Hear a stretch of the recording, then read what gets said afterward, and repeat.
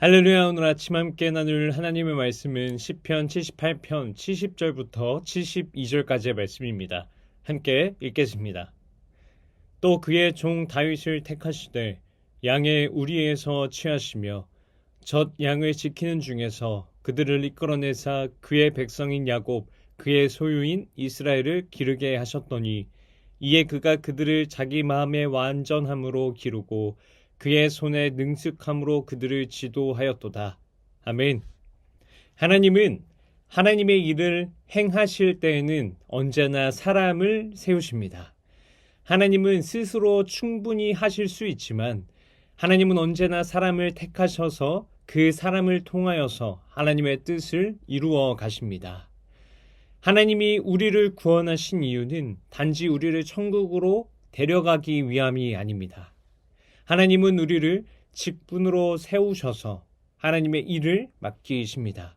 목사로, 장로로, 권사로, 집사로, 교사로, 일꾼으로 그 외에 다양한 직분을 통하여서 하나님은 그들을 세워 가십니다. 서로 다른 자리이지만 목적은 한 가지입니다. 하나님의 백성들을 돌보고 하나님의 뜻을 세상에 드러내기 위함이죠. 오늘 함께 읽은 본문은 다윗이 어떻게 세워졌는지를 보여줍니다. 다윗은 처음부터 왕이 아니었습니다. 그는 들판에 이름 없는 목자였습니다. 그러나 하나님은 다윗을 택하셨고 그를 양의 우리에서 불러내어서 이스라엘의 목자로 세우시죠. 이 말씀은 단지 한 사람의 이야기로 끝나지 않습니다. 오늘 우리에게도 똑같이 적용되는 말씀입니다. 하나님이 나를 교회 안에서 직분의 자리로 세우신 이유가 무엇일까요? 그 이유를 다윗의 삶을 통해서 함께 살펴보도록 하겠습니다.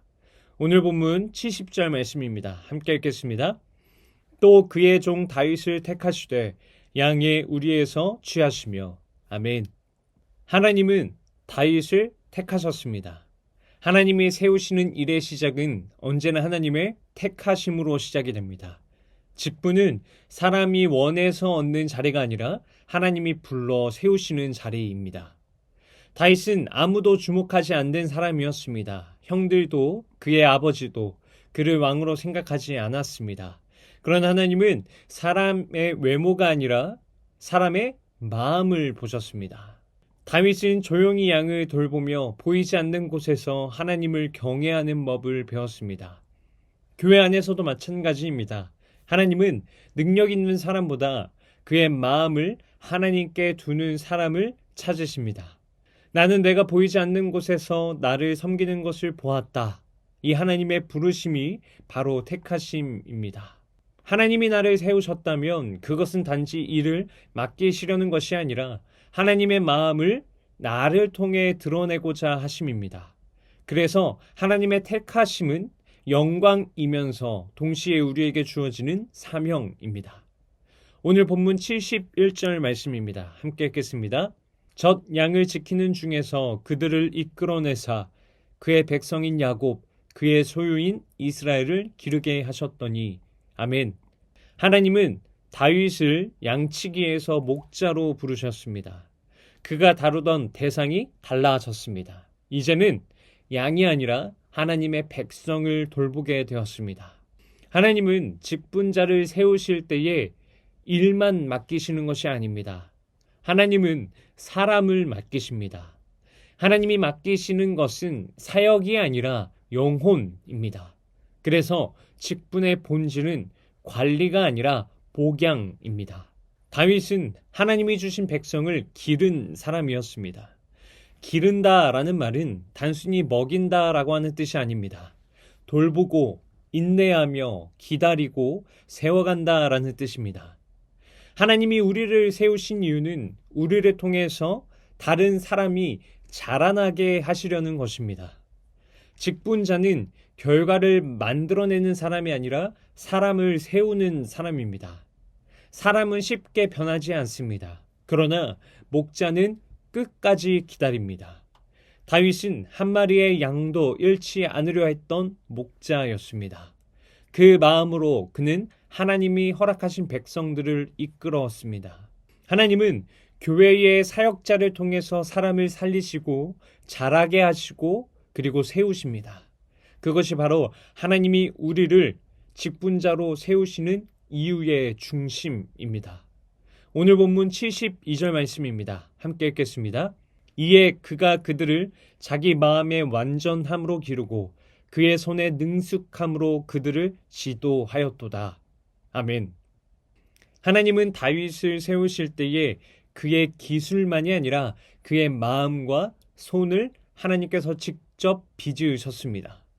마음의 완전함이라고 하는 것은 하나님 앞에서의 정직함을 의미하고, 손의 능숙함은 맡겨진 일을 충성스럽게 감당하는 지혜를 뜻합니다. 하나님은 직분자를 사람 위에 세우기 위해가 아니라 하나님의 성품을 담게 하기 위해 세우십니다.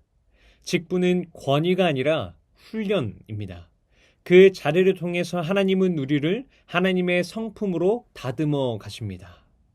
많은 사람들은 일을 잘해야 한다라고 말하지만 하나님은 마음을 바로 세워야 한다라고 말씀하십니다.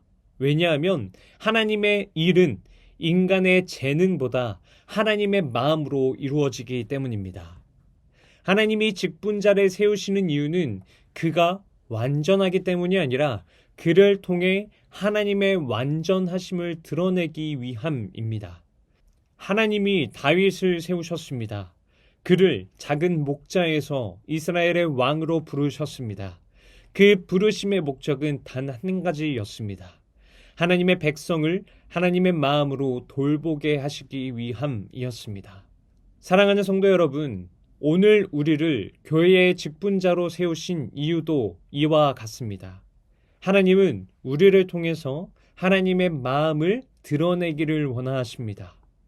교회의 자리에서, 가정의 자리에서 하나님이 주신 사람들을 세우고 돌보며 인도하는 일을 맡기셨습니다. 직분은 특권의 자리가 아니라 부르심의 자리입니다. 그 자리를 통해 하나님은 우리를 다듬으시고 하나님의 성품을 담게 하시며 그 일을 통해 다른 사람들을 살리십니다. 하나님은 오늘도 하나님의 교회를 위해 사람을 세우십니다. 그리고 그 사람들을 통해서 세상을 변화시키십니다. 그렇기에 우리는 감히 이렇게 고백할 수 있습니다. 하나님, 저를 세우신 이유가 있으시다면 그 이유가 하나님의 뜻 안에서 이루어지게 하소서. 이것이 하나님이 우리를 세우시는 이유입니다. 사랑하는 성도 여러분, 간절히 바라기는 주님이 맡기신 사명의 자리, 그 직분의 자리에서 주님의 충성된 종으로서 하나님의 뜻에 합한 자가 되시길 바랍니다. 주님이 맡기신 일들을 주님만을 의지하여 감당하시는 복된 성도님들이 되시기를 간절히 소망합니다. 그리하여서 하나님이 여러분들을 통해 하나님의 나라를 확장해 가고 하나님의 나라를 위해 여러분들을 귀히 사용하시는 복된 주의 종들이 되시기를 주님의 이름으로 축원합니다. 기도하시겠습니다. 사랑과 은혜가 충만하신 하나님, 오늘 말씀을 통해 우리가 왜 주님의 일꾼으로 세워졌는지를 다시금 깨닫게 하시니 감사합니다. 하나님, 저희의 직분이 사람의 명예가 아니라 주님의 뜻을 이루기 위한 부르심임을 잊지 않게 하여 주옵소서. 보이지 않는 자리에서 충성했던 다윗을 세우신 주님처럼 우리의 작은 섬김과 묵묵한 순종 속에서도 주님께서 일하고 계심을 믿습니다. 사람의 시선보다 하나님의 마음을 바라보게 하시고 직분을 맡은 자로서 맡겨진 영혼을 사랑으로 돌보게 하여 주옵소서. 우리가 완전해서 세워진 것이 아니라 하나님의 성품을 닮아가도록 부르심을 받은 자임을 고백합니다. 하루하루의 섬김을 통해 저희의 마음을 빚으시고 저희의 손을 능숙하게 하셔서 하나님의 교회를 아름답게 세워가게 하여 주옵소서. 혹여 저희가 그 직분의 무게를 잊고 자신을 위해 일할 때가 있었다면 용서하여 주시고 다시금 주님의 뜻 가운데 바로 서게 하여 주옵소서. 오늘도 주님께서 세우신 그 자리에서 하나님의 백성을 사랑으로 품고 인도하는 충성된 종이 되게 하여 주옵소서. 이 모든 것 살아계신 예수님의 이름으로 기도드립니다. 아멘. 오늘 함께 기도할 동국기도 제목은 코람데오 선교회를 위하여입니다.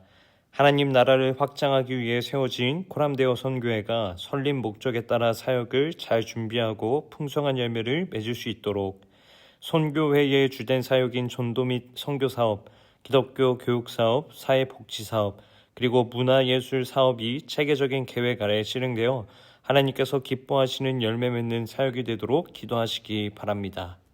그리고 오늘 진행되는 임직 은퇴식에 하나님의 은혜가 충만히 부어지고 그 충만함을 통해 새롭게 임직을 받는 직분자들이 다윗과 같이 하나님께 충성하고 하나님을 의지하는 자들이 될 수 있도록 기도하시기 바랍니다. 이어서 육신의 질병으로 고통받고 있는 교회 식구들, 경제적 어려움을 겪는 식구들, 타지와 타국에 있는 식구들, 군 복무 중인 청년들, 우리 교회 다음 세대를 위해 기도하시기 바랍니다. 또한 나라와 민족을 위해서 한국교회와 세계 선교를 위해서 기도하시기 바랍니다. 끝으로 오늘도 주님과 깊이 교제하시는 하루가 되길 소망하며 각자의 기도 제목을 놓고 기도하시겠습니다.